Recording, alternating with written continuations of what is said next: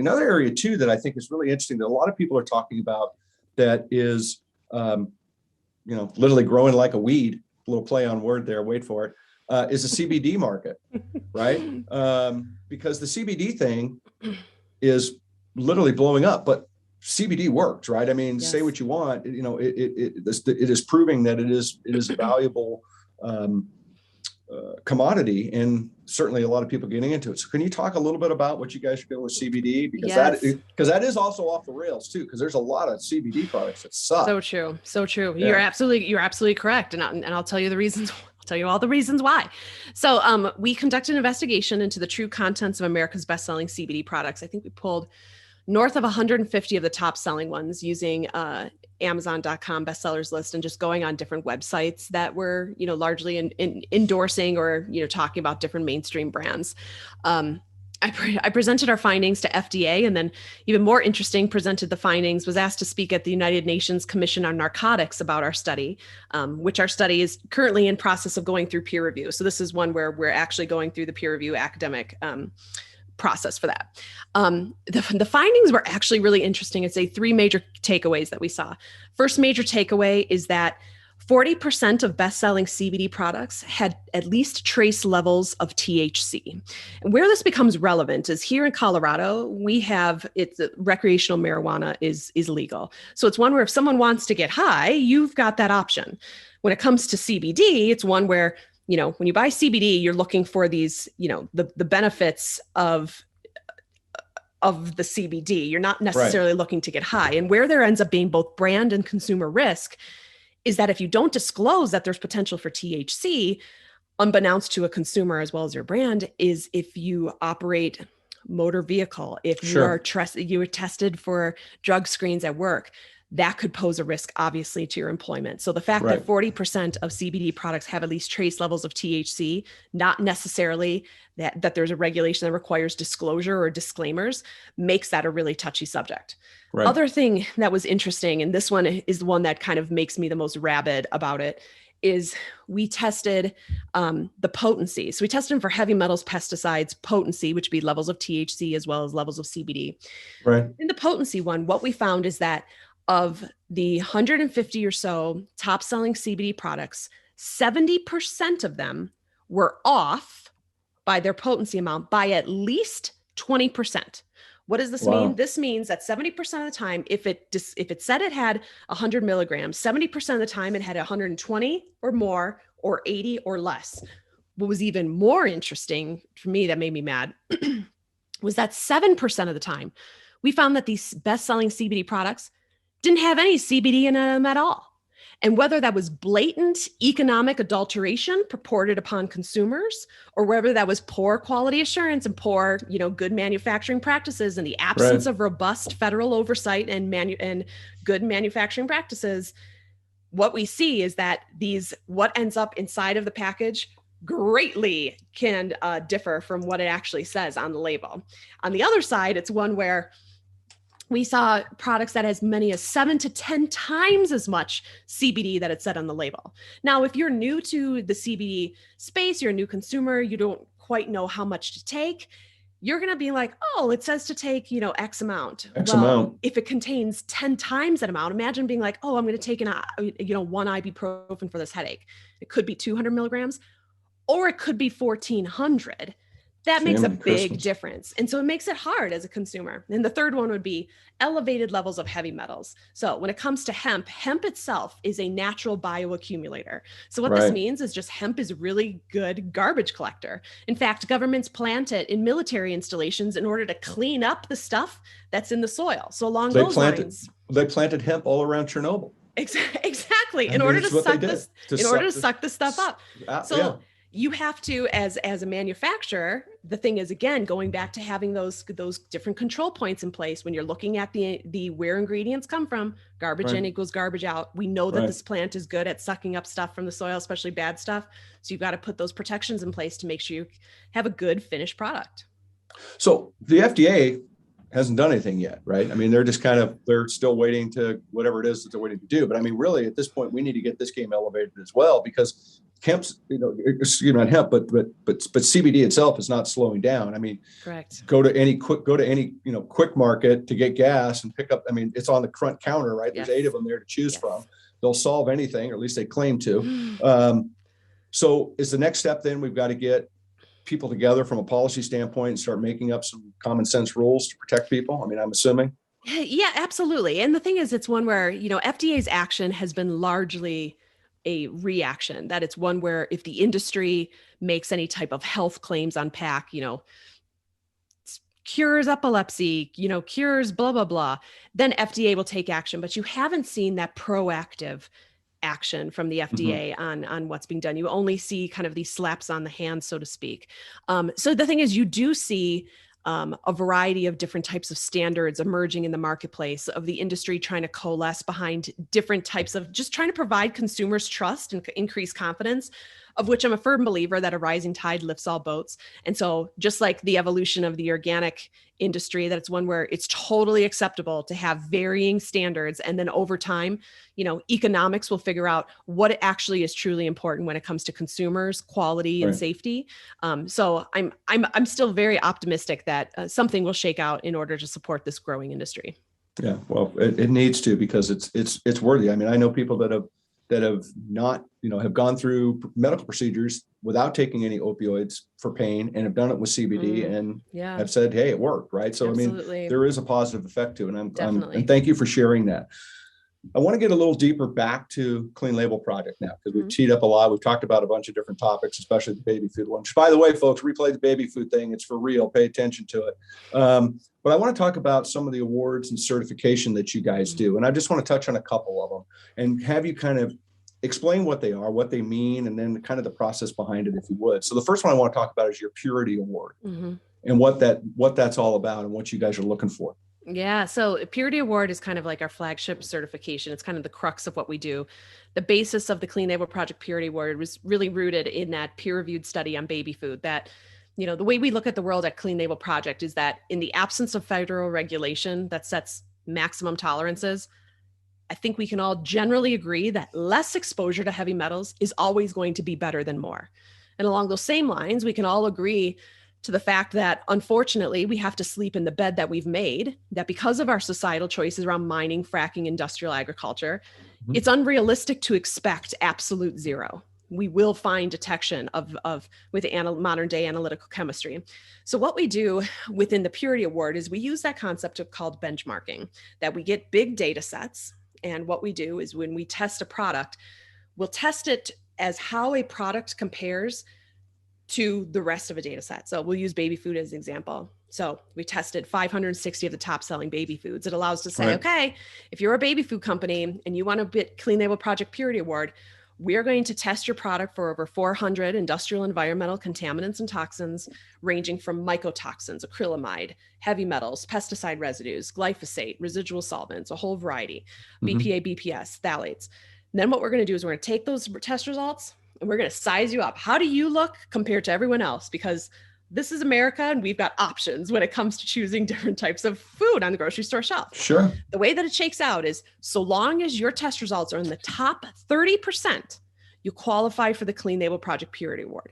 Almost think of it like making the honor roll in high school. You don't have to get straight A's. You don't have to get 100% on every single test.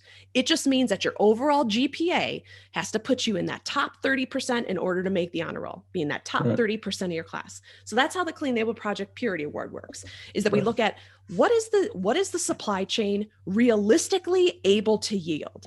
And that's the way we look at it, is like, this is the best we can get. Now, where this gets also interesting is that over time, what we hope is that we get that average starts to shift closer to zero, so that the rules get tighter because the supply chain has more awareness, is also trying to fix the problem. And so that's the crux of how our Purity Award works. It's kind of like, for products, it's an evidence-based, data-based, science-based certification program, not based on pass-fail criteria, but based on competitive data sets. I like that. Cool. So talk about pesticide-free then. So pesticide-free, similar concept. What it does is it really pulls a page from USDA certified organic. So in the organic world, and both good and bad. The unfortunate reality is less than 1% of agricultural land is certified organic domestically. And because of that, because of birds and bees, water and wind, inadvertent drift occurs. And so the way that it works is that with an organic, you can't exceed 5% of the EPA tolerance level for pesticide residues on food.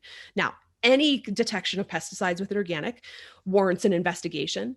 Same thing holds true for clean label projects. So what we test products for are your traditional battery of pesticides, but unlike organic, we also hit it up for glyphosate as well as AMPA. And what we want to do is look that a manufacturer has a system in place to do their own. Tell everybody what AMPA is.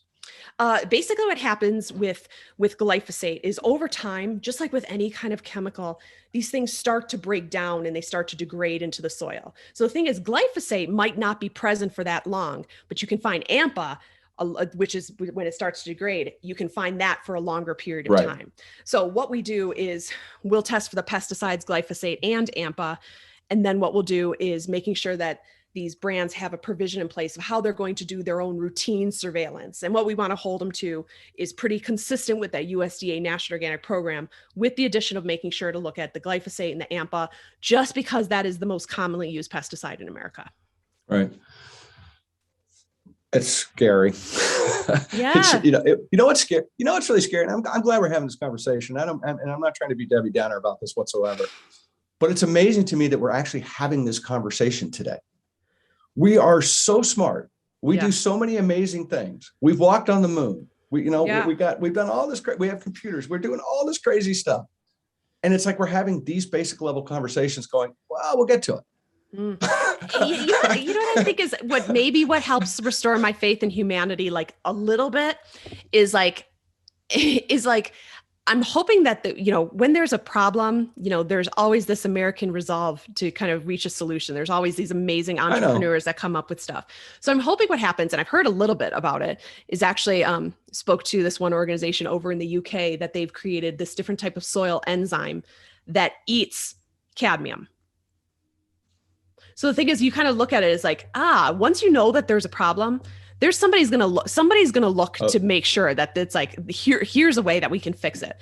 Enzymes that do that. There's different types of enzymes as well that eat these little bugs that eat. It's called acrylamide. So acrylamide's a fun one.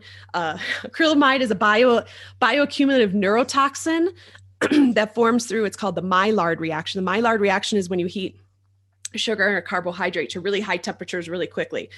And acrylamide is delicious because what it is it's kind of like the burnt stuff on you, like when you toast bread, or the burnt piece on like the cookie that's kind of crunchy. That's the acrylamide part, but it's not good for you. But what happens is now what you can do is it's been a regulation over in Europe for quite some time. We're starting to see that emergence here in the US.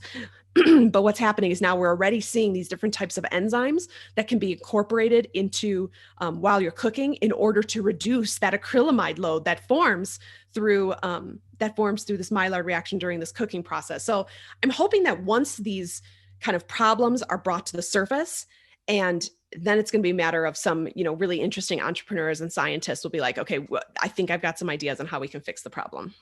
That's one of the big things I love. I'm a big fan of ag technology because I think it's going to change the world. And to your point, I say this all the time. There's somebody somewhere in a garage that's thinking of something that's going to change the world. Totally. Right. And that's what I love elevating that conversation. And I appreciate you saying what you said and saying it the way you did, because it's really true. We have to start. We just got to get smarter. We just got to start asking more questions and start really making some demands back. Like, this shouldn't happen. We shouldn't have this problem. Yes. We should understand why 30%, there's a higher, 30% more cases of children's issues with autism and ADHD over the past 8 years. I don't know. Maybe we should throw it out there for conversation. No, you're absolutely right. I mean, it's crazy. You think about it, like I hear when I talk to my friends with kids that are in elementary school, and they can't even bring peanut butter and jelly sandwiches to school anymore because of the incidence of just childhood allergies. And it's like, how in a matter of one generation could we have this level, this kind of evolution of our gut biome? Like, it didn't happen. The food changed. We didn't change. Right. We changed because of what it is that we're eating. And so along those lines, it's one where it's like, you're absolutely correct. It's one where, anytime I do a speaking engagement, it's always interesting because afterwards, everybody has a story. Everybody has a sister-in-law who has experienced infertility, a child who's on the spectrum. And then people just naturally wonder of like, is it something that I ate? Is it something that I use from a consumer product perspective? What am I not doing right? But people are recognizing that's like, no, what we're using, what we're putting in our bodies and on our bodies are expecting long-term, are kind of, contributing to long-term adverse health effects. But the thing is, it's one where it's like, we might not be able to eliminate it, but we can sure as hell look to reduce our exposure. Well, for sure. I think when you said that, it reminded me of a line from a song that says, some people treat their body like a temple and some people treat their body like a tent. Yes. Right? Wait, what song is that? I have that one. That's a Jimmy Buffett song. Oh, that is a Jimmy Buffett song. I wouldn't lie about Jimmy Buffett. Oh my gosh. We just went on a trip to Key West because my partner was craving some like immersion in Jimmy Buffett a couple weeks ago. That's a great goodness. That's a great 3-day weekend that lasts 1 hour. Funny. Yes. Yes. That's fruitcakes. It's a story of fruitcakes. Exactly right. There you go. The song. Oh my gosh. I love it. There you go. Now everybody can play that. I love that. One other thing that you guys do that I wanted to touch on that I thought was really kind of cool. And if you could just, again, kind of give us a little bit of a lean into it is the Transparency Project. Yes. I think that's really cool. Can you kind of share a little bit about that? Sure. So the whole motive behind Transparency Project is, because of consumer perceived corporate apathy and government inaction, consumers are making voluntary choices to kind of do their own research. And I firmly look at moms as being the chief operating officer of their households, as the ultimate arbiters of truth and safety. And the thing is, they're increasingly cynical. They want to pop the hood. They want to kick the tires. They want to read about what's in their, kids' favorite, food and, what's in their products. And athletes want to do it too. So what Transparency Project does, it allows brands. Now, you can't be brands that you can't be faint of heart with Transparency Project, because basically what we do is when we test your stuff, we're going to take the test results and we're going to put them online for the entire world to see, which is great for brands that it's like, if you walk it like you talk it, then you should know what those test results are before I pull your product from the marketplace. So along those lines, what it does is we take those test results, we post them publicly, and allows brands to use a QR code on their packaging. So then consumers can kind of use the QR code, go online, look up their lot number and see how exactly did this product test for both nutritional density as well as things of like industrial environmental contaminants. That's kind of cool. Yeah. Right. But again, I love that, you've got, it doesn't come with the fate of heart, but again, neither does this conversation. Yeah. Right. So whether you get a million brands in that project or you get one, you just need one to get the conversation elevated. So kudos to you guys Thank you. And the brands that are participating. Yeah. Because you're right. It's a baller decision to go off and do that. Absolutely. Right? It really is. Yep. But again, it comes down to, if we don't start talking, we don't start sharing, we don't start recognizing the things that we can change. Yes. We're never going to change. You're absolutely correct. So with that being said, and what you've kind of thrown out there, what are some of the major challenges Clean Label Project has faced? Oh my gosh. And overcome. Throw me a few, because you guys, sure. You've been around a while. Yeah. We're kind of, I'm kind of a professional shit stirrer, Todd. It's one where, go figure, when you do disruptive things, there's a fair amount of organizations and a lot of money that looks to defend the status quo. And so when you go contrary to that opinion, there's a lot of people that are looking to silence that messenger. And I am very familiar with it, whether it's receiving hate mail, cease and desist letters, public looking to, lawsuits, I've seen it all. But the thing is, it's one where it's like, let's be honest. I'm not the one putting the heavy metals on this stuff. I'm just the one bringing the information to consumers. The way I look at like the crux of what CLP does is we right the wrongs of information asymmetry. So what that is information asymmetry is this economic concept where, you've got two parties and one party knows more information than the other. But if that other party found out, they'd be mad, they'd get pissed, and they'd take action. Right. That's what we do, is we look to bring the information to people. And I'm a huge fan of using consumer education to pull through industry and regulatory reform. So along those lines, it's one where it's like, there's some in industry that love Clean Label Project. There's some that absolutely despise Clean Label Project, which is fine. And I just tell them, like, listen, you don't have to like what we're about. Clean Label Project, we're a voluntary program. We do this advocacy work. If you think that heavy metals are a good thing and you think that, there's going to be less transparency in the future, by all means. But I can tell you, between my 60 and 100,000 hits to my website by concerned consumers every day, all of which are looking to buy cleaner products, that target market doesn't have to be yours. It can be somebody else's. Someone else will fill that niche. Yeah. Well, thank you for sharing that. And I agree with you. I mean, I think that it's important to keep this conversation going. Yeah. Right. And you're always, I said it earlier, we were talking, there's always going to be somebody that's going to counter something good. Absolutely. Because it comes down to what I said earlier.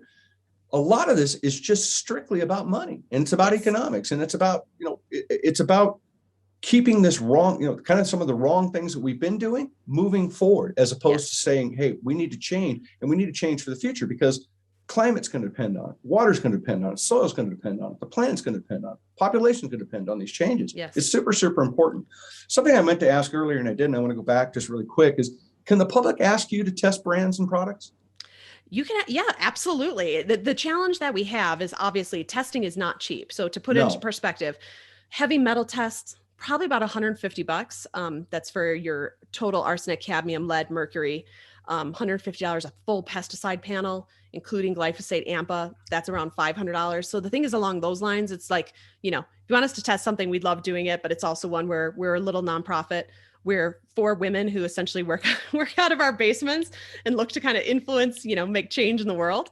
So it's one where, by all means, we've been pretty fortunate with some pretty amazing grants, though, to do some some of the investigative work that we do. I love it. So tell me, what's new on the horizon for you guys? Tell us a secret. Come on. Nope. I mean, it's just you and me. So yeah. Well, like I said, we're right now working on the peer-reviewed study on CBD. We've got another one, a peer-reviewed study on prenatal vitamins. We received a very generous grant from an organization to do, for those of you who heard about the issue with asbestos within the Johnson & Johnson baby powder. The thing is, talc-based ingredients are not just used in baby powder. Talc is used in different types of supplements, as well as different types of cosmetics. So we're conducting investigation into the presence of asbestos in these types of products as well, and we'll be publishing those results. So it's always one for us that, it's a matter of just getting the information out there and letting consumers really pull through that information and drive change using their wallets as a vote for the food systems they believe in. Just asbestos, right? No big deal. No big deal. No problem. Fastest growing category in cosmetics is just for like young girls. So yeah, a little asbestos never hurt anybody. We make light of it, but it's at this point, it is almost humorous. We're at this level. Yes. It really is. I hate, and I don't mean to make light of it, because I should, because it's bad. No. I get it. But that's the whole reason we're doing this today. Absolutely. Is to bring light to this subject. Definitely. Right. So I'm going to shift gears a little bit, put you on the spot. All right. I'm sorry. Not that I haven't already, but now I'm going to get a little bit on the spot. Tell me something about yourself that nobody knows. Something about myself that nobody knows. Well, I guess I would say a few things. Like I'm a big fan of, I do a lot of like trying to pay it forward and worrying about what the universe thinks of like Jackie Bowen on any given day. So a couple things that I do. I am a volunteer for the Longmont Food Rescue. Basically what that means is, there's different communities of people who are food insecure. And so it's crazy to think, because there's these grocery stores. And then what happens is, when food is on the verge of like not being good anymore, whether it's bread is, a couple days past, whether it's produce that's on the verge of meeting its expiration date, what this organization does is it kind of organizes all these restaurants and retailers that they use volunteers like myself, go to the grocery stores, pick up all of this food, and then we take it to these other amazing organizations that are helping to support these different communities. So I do Longmont Food Rescue here in Colorado. I'm also a CASA. So what a CASA is CASA is a court-appointed special advocate. So I'm a CASA for basically children that are within the foster system, to serve as an advocate for their best interests, to make sure that they're thriving both in their home environment as well as in school, making sure that they get the medical care that they need. Kind of, there's been studies that have been done that for at-risk children, sometimes it only takes one consistent adult to actually make a difference, that are the reasons that they become, high school graduates or college bound, is that it only takes one person to really make that influence. And so, yes, I'm a CASA for Larimer County here in Colorado. I think that is both very cool, but I think the fact that you are working with CASA is really special. And, not only what you do, from 9 to 5 or however many 17 hours a day with Clean Label, but to be able to give yourself and to lift yourself up and to lift other people up consistently in everything that you're doing you should be proud of that. I'm proud of you for it. I appreciate it. Oh, thank you. Thank you for doing that. I mean, you're making a difference in the world. And I think that is just something that is so special and so neat to be able to do. So thank you for doing that. So let me ask this question, right? You're out inspiring everybody, right? You're inspiring me today. We're uplifting the conversation. What keeps you inspired? Yeah, no, that's a great question. I think in general, we try not to suck at our questions here. I just want you to know. It ends up being very existential. I would say at its core, I think at its core, what I try to do is go through life being grateful and kind of like channeling, being mindful and grateful and going through life that you can think you had a hard day, but then sometimes you kind of look at other situations. So for me, I kind of lead my life thinking about my karma cup. You know what I mean? It's like my karma cup, does it overfill today? Like, am I paying it forward? Those types of things. So I would say I pretty consistently, try to be, think of things through that type of lens. In terms of being inspired, it's one where it's like, I feel like I'm a better executive director of Clean Label Project when I'm a better daughter, or when I'm a better community steward. And it's one where everybody, even when it comes back to doing this CASA stuff, it's one where it's like, it's an hour and a half and I get to go and play with kids and blow bubbles and, sidewalk chalk and, that kind of stuff. So it's one where it's those little things in life where you kind of disconnect from reality, and independent of anything that people say bad about you online, it's one where it's like, nope, I'm making a difference today. Well, I say this, we have to be fed, emotionally, physically, spiritually. We always have to be fed somehow. And, you're out fighting a fight that is, truthfully, it's an uphill fight, right? I mean, it really is. But for you to go back and to be emotionally fed like that, I'm sure recharges that battery for you to pull forward on Clean Label. And it's like, okay, now I have the energy to get picked on by, 10,000 people are going to hate me today because I said something that they don't want to hear. Right. I mean, it's absolutely true. It puts it in perspective, and it's like, no, that's a Tuesday, but right now I'm drawing a garden, with the sidewalk chalk. So it's one where you're absolutely correct. It's one where it gets down to what actually matters. But it's also one where it's like, the work that I do every day, the stories that I hear from concerned families where Clean Label Project has added value, that they've had preemies and kind of have had the conversations or shifted what they, fed their kiddos, and how I helped bring that type of awareness. It's those types of things that absolutely, make it really easy to get up for work in the morning, right? I mean, there's that whole adage that, you never work a day in your life if you love what you do. And that's kind of, same situation for me. Wow. That's inspiring. I'm telling you, that's why I love doing this, man. I love this uplifting stuff, man. I really do. It's firing me up today. Absolutely. So let's have a little bit of, now we're going to go down another trail. Now we're going to play a little trivia. We're going to have a little bit of fun. I'm going to see. Yeah, exactly. And don't forget, you're playing for really big prizes. Definitely. You're not paying for nothing. So don't even get your hopes up. All right. You ready for a couple fast questions? Ready. All right. Movie or a book? Movie. That's not, what do you? Because I feel bad. A good intellect would read the book, but it's like, I'm so busy. I need the Cliff Notes version. Don't feel guilty. I feel bad. All right. Okay. It's all right. All right. I'm going to own it. No, books on tape. You can go, if you feel bad, get a book on tape, for God's sake. Let it go. What's your favorite band?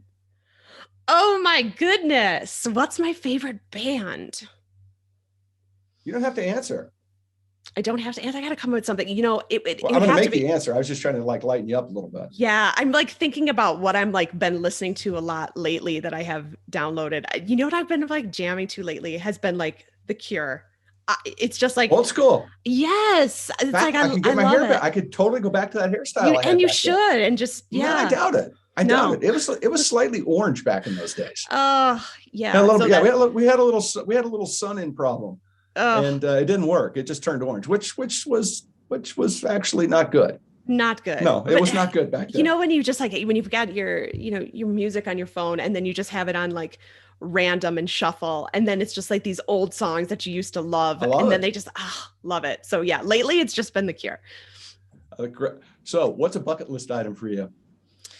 Ooh, a bucket list item. Well, I'll say that I've got a couple. I accomplished one of them last year. I had on my bucket list to climb Kilimanjaro. So I climbed, Kilimanjaro is the highest point in Africa. Right. Climbed it last year for my 40th birthday. And so the next one, I was actually pleasantly surprised with myself and the necessary trainings that I did in order to, get ready.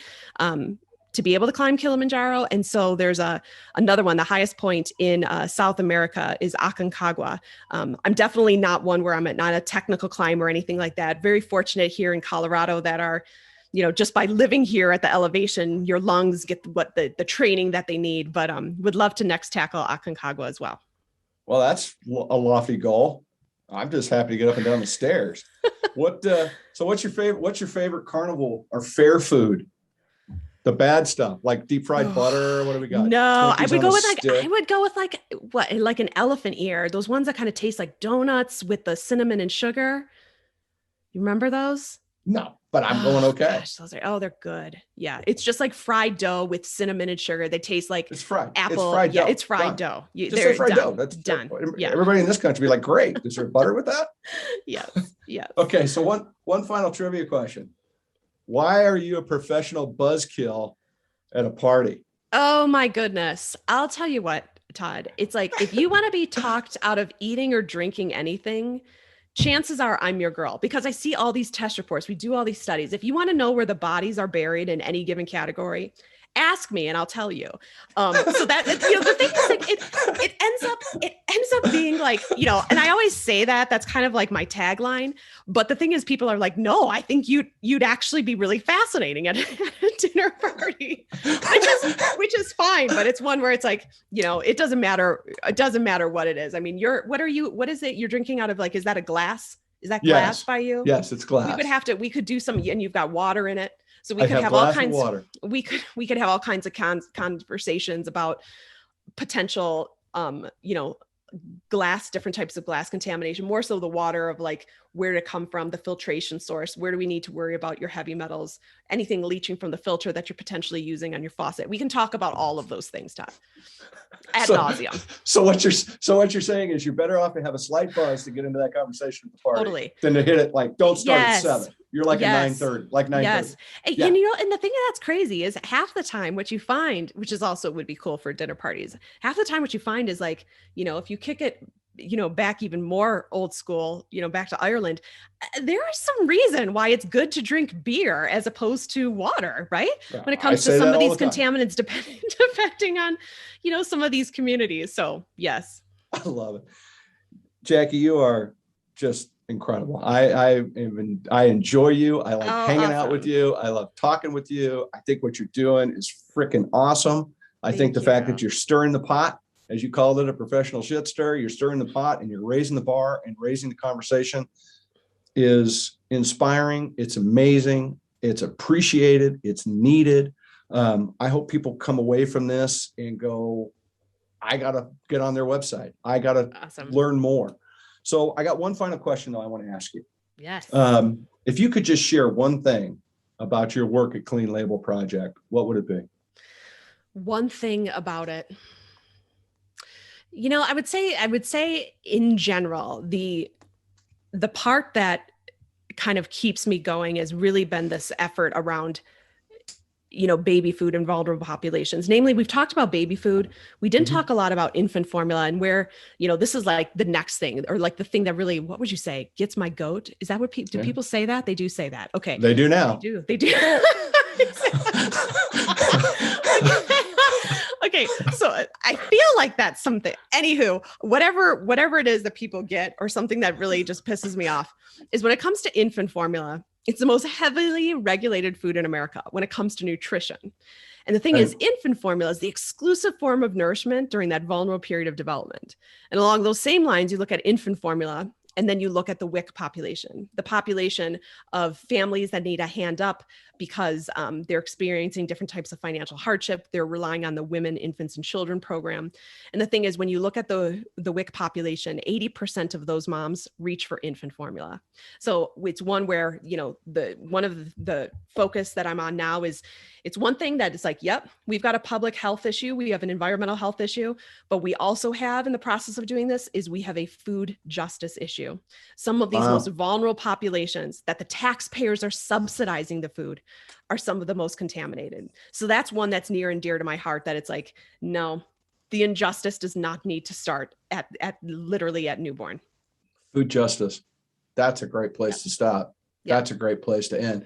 Before I say thank you one more time, tell everybody about your podcast, because it's great. Thank you so much. So check us out. It's called the Coming Clean Project podcast. So it's myself and Oliver Andrup Chamby. And so what we do is we talk to basically other people that are professional food fighters and people that make good trouble within their different categories, talking about things like industrial, environmental contaminants, as well as reform. So definitely check us out where podcasts can be downloaded.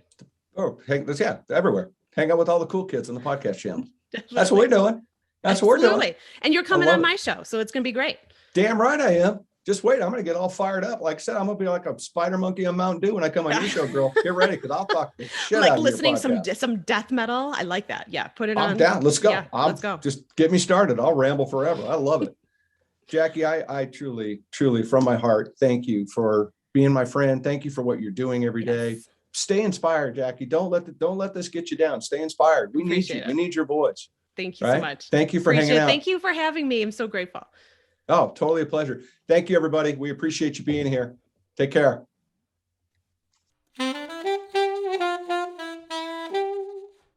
Well, I told you, she is something special. That was a great conversation. I hope it uplifted you. I hope it opened up your eyes and your mind and your heart a little bit about some of these issues that we need to start talking about. I really appreciate what Jackie's doing. She's just a really cool person to have as a friend and to hang out with. So thank you very much for taking the time to hang out with us. Thank you again for all your support at this point. We're so thrilled with what we're doing and the feedback we're getting from everybody.